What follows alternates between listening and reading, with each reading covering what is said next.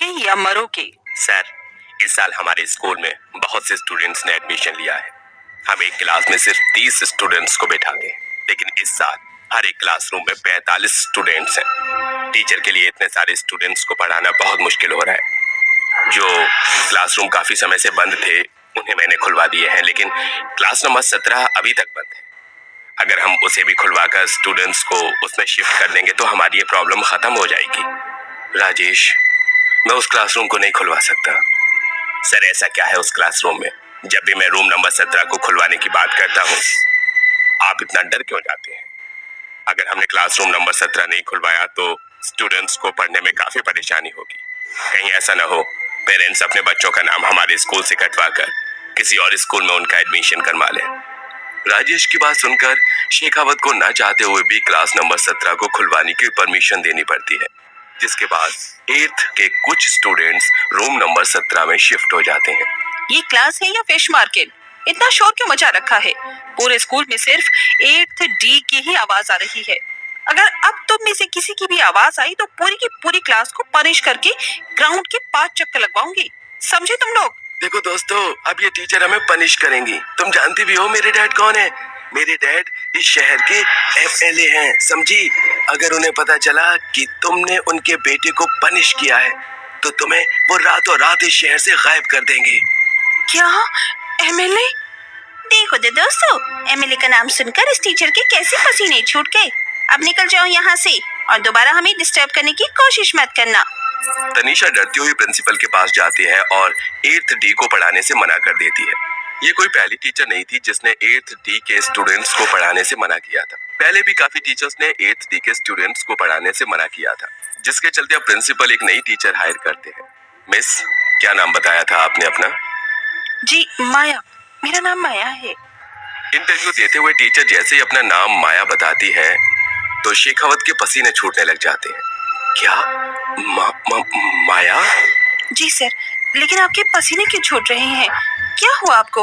आप ठीक तो हैं? जी मैं ठीक हूँ। मिस माया, आपको जो क्लास दी जाएगी वो 8th D है। 8th D के स्टूडेंट्स पूरे स्कूल में सबसे ज्यादा शरारती हैं। आज तक जो भी टीचर्स उन्हें पढ़ाने के लिए गए हैं वो उन्हें 2 दिन से ज्यादा नहीं पढ़ा पाए। सर, आप फिक्र मत करिए। आप बस 8th D के बच्चों की सारी रिस्पॉन्सिबिलिटी मुझ पर छोड़ दीजिए।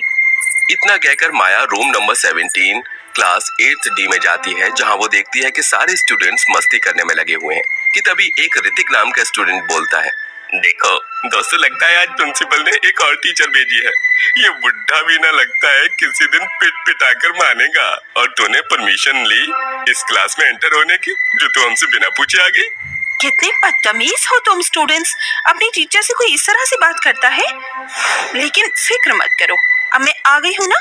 अब मैं तुम्हें अच्छे से सुधार दूंगी और ये भी बता दूंगी कि बड़ों से बात कैसे की जाती है। देखो तो जरा, लगता है किसी चींटी के पर निकल आए हैं।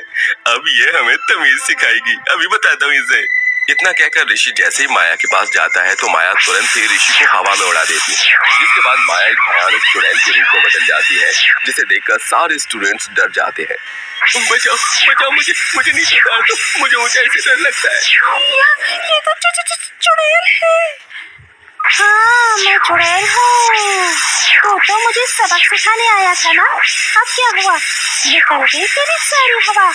कान खोल कर सुन लो तुम सारे। कल से तुम लोग घर से अच्छे से पढ़ कर आओगे और मैं तुम लोगों का डेली टेस्ट लूंगी। और अगर किसी के भी नंबर कम आए तो जो उसका हाल हुआ है, इससे बुरा तुम लोगों का हाल होगा। समझे तुम लोग? और खबरदार, ये बात तुमने किसी को भी बताई, ये बात इस क्लासरूम से बाहर गई तो तुम लोगों की मौत पक्की है।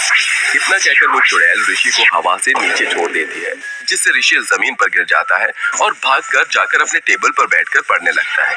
छुट्टी होने के बाद सारे बच्चे घर जाते हैं और घर जाते ही पढ़ने लगते हैं, जिससे उनके पेरेंट्स उन्हें देखकर काफी हैरान होते हैं। अगले दिन सारे स्टूडेंट्स का माया टेस्ट लेती है, जिसमें से 2 स्टूडेंट्स फेल हो जाते हैं। मैंने कहा था ना कि टेस्ट में कोई भी फेल नहीं होना चाहिए, और तुम दोनों फेल हो गए। अब तो तुम दोनों गए। टीचर, हमें माफ कर दीजिए, हम दोबारा अच्छे से पढ़ कर आएंगे, हमें मत मारिए। मैं कभी भी दूसरा मौका नहीं देती। इतना कहकर माया अनमोल और आलोक के बाकी के स्टूडेंट्स के सामने 2 टुकड़े कर देती है, जिससे उनकी मौत हो जाती है। ये सब देखकर बाकी स्टूडेंट्स और ज्यादा डर जाते हैं, जिससे वो और मन लगाकर पढ़ाई करने लगते हैं। अब पूरे स्कूल में सबसे अच्छे मार्क्स 8th D के ही आते हैं। प्रिंसिपल सर, ये तो गजब हो गया। 8th D के क्लास के स्टूडेंट्स बुक्स को छूते भी नहीं थे। अब वो पूरा दिन क्लास में बैठकर सिर्फ पढ़ाई करते हैं। माया मैडम तो बड़ी कमाल की निकली। वो तो है। चलो देखते हैं कि माया मैडम बच्चों को पढ़ाती कैसे है। हम भी तो जाने कि माया मैडम ने इतने बिगड़े बच्चों को सुधारा कैसे। इतना कहकर राजीव और शेखावत जैसे ही क्लास नंबर 17 के पास जाते हैं तो क्लास के गेट से देखते हैं कि माया चुड़ैल के रूप में एक बच्चे को पटक पटक के मार रही है और बाकी बच्चे ये सब देखकर बहुत डरे हुए हैं।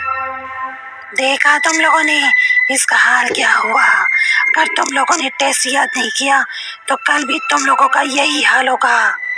ये सब देखकर शेखावत और राजीव बहुत डर जाते हैं और भागकर एक तांत्रिक बाबा के पास जाते हैं और सारी बात उस तांत्रिक बाबा को बता देते हैं। जिसके बाद तांत्रिक बाबा स्कूल में आते हैं और रात को क्लास नंबर 17 में बैठकर पूजा करने लगते हैं, जिससे वहाँ माया चुड़ैल आ जाती है। क्यों बुलाए हैं तुम लोगों ने मुझे यहाँ? कौन हो तुम और क्यों मार रही हो इन बच्चों को? इन बच्चों ने तुम्हारा क्या बिगाड़ा है? क्यों आई हो तुम यहाँ? मेरे इन बच्चों से कोई दुश्मनी नहीं है, लेकिन जो पढ़ेगा नहीं वो मरेगा। लेकिन क्या हुआ तुम्हारे साथ ऐसा जो तुम आज ये सब कर रही हो? तांत्रिक की बात सुनकर माया अपने साथ हुई 20 साल पहले की घटना तांत्रिक को बताती है। ये क्या विजय, तुमने आज भी अपना होमवर्क नहीं किया? 1 हफ्ता हो गया है तुम्हें बोलते बोलते, लेकिन तुम हो कि अपना होमवर्क करते ही नहीं हो। आज तो तुम्हें पनिशमेंट जरूर मिलकर रहेगी, तभी तुम अपना होमवर्क करके लाओगे। इतना कहकर माया उस विजय नाम के स्टूडेंट को स्केल से हाथों पर मारने लगती है।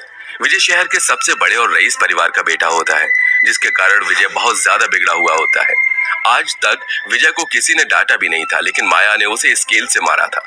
ये सब देखकर विजय को बहुत गुस्सा आता है और वो अपने बैग से चाकू निकालकर माया के पेट में घुसाकर उसे मार देता है।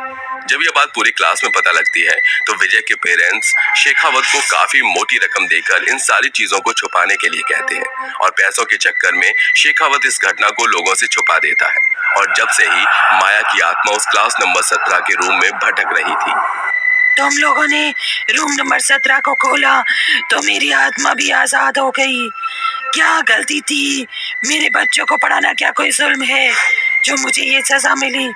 जो मेरे साथ हुआ मुझे उसका इंसाफ नहीं मिला। तुम्हारे साथ जो हुआ वो बहुत गलत था, लेकिन इसका मतलब ये नहीं कि तुम दूसरे मासूम बच्चों को मारो। इसलिए तो मैं धरती लोक को छोड़कर जाना होगा। मैं तुमसे वादा करता हूँ, जिन लोगों ने गलती की है उनको उनके किए की सजा जरूर मिलेगी। तांत्रिक की बात सुनकर माया धरती लोक छोड़कर हमेशा हमेशा के लिए चली जाती है।